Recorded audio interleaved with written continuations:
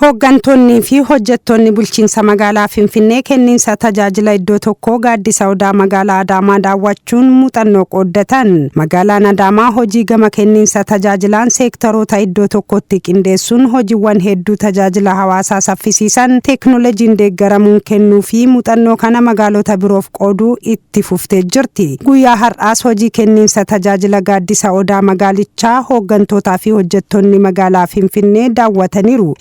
Kantiibaa magaalaa Adaamaa obbo Nigaatuu Mootummaa keessummoota dhufan simachuun magaalittiin hojiiwwan hedduu gama kanaan hojjechuu kaasanii kaayoon daawwannichaas wal jijjiirraa muuxannoo hojii ta'uu ibsan. Muuxannoon keenya guyyaa irraa muuxannoo kenniinsa tajaajila iddoo tokkooti.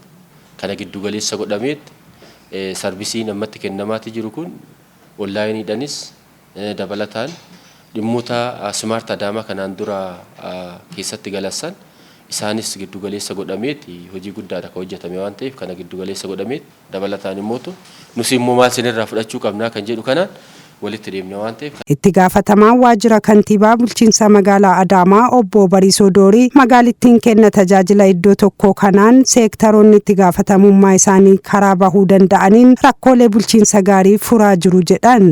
የህዝብን ጥያቄ haala kanaan gaaffilee rakkoo bulchiinsa gaarii fi alseerummaa garaagaraa mul'atu xiqqeessuun hawaasaaf hojjechaa jirra. Garuu ammas rakkoolee mul'atan furaa kan deemnu ta'a. ከተማ ህገወጥ ግንባታም ስለሚቀንስ ማለት ነው. Itti gaafatamaan waajjira paabilik sarvisii misooma qabeenya namaa magaalaa Adaamaa obbo Mokraa Dinquu kenni tajaajila gaaddisa odaa wurtuu tokko kun hojmaataan hoogganamuu fi teeknooloojiin deeggaramee rakkoolee hawaasa keenyaa hedduu xiqqeessee jira jedhan. ስራ ላይም ሪፎርም እያደረግን እንሄዳለን።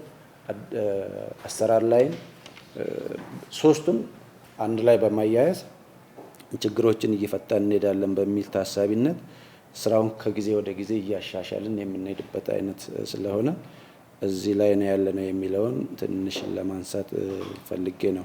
ገናም ቢሮ ፓብሊክ ሰርቪስ ሚሶማ ቀበኛ ነማ ቡልቺንሳ መጋላ ፊንፊኔ ዶክተር ጀማሉ ጀንበር ሙጠኖን ከኒንሳ ተጃጅላ ቡልቺንሳ መጋላ አዳማቲ ዳወኔ ኩን ፈከኙማ ካን ቀቡፊ ገረ ፉለ ዱራቲስ ካን ወሊን ሆጀቹፍ ኑ ገርጋሩ ደጀዳን በእናንተ ኮንቴክስት አገልግሎቱን የተሻለ ለማድረግ ትራንስፓረንት እንዲሆን ለማድረግ የሰራችሁት በጣም haalli qabiyyee hojii keessanii gaariidha. Kun immoo rakkoo alseerummaa fi deddeebii hin malle hawaasa irraa ni hambisa. Wantoota hafan immoo fooyyessaa hojiiwwan itti aanan waliin hojjechaa deemna. በእርግጠኝነት በጣም ከፍ ያደርገዋልና እንደ አጠቃላይ ያየነው ነገር የተሻለ ነው ብዬ አስባለሁኝ። ግን በጋራ አሁን እኛም ጋር ቀደም ሲነሳ እንደነበረው መሬት ላይ የተሻለ ነገር ተሰርቷል እንደ ሀገርም magaalaa Finfinnee muuxannoo kana qoodachuuf dhufanis hojii daawwatan gaarii ta'uu kaasuun muuxannoo kana galanii hojiitti jijjiiruuf qophii qaban raadiyoo Adaamaa biroodkaasting sarvisiitti himaniiru. Ani Malaaku Taammaruun jedhama.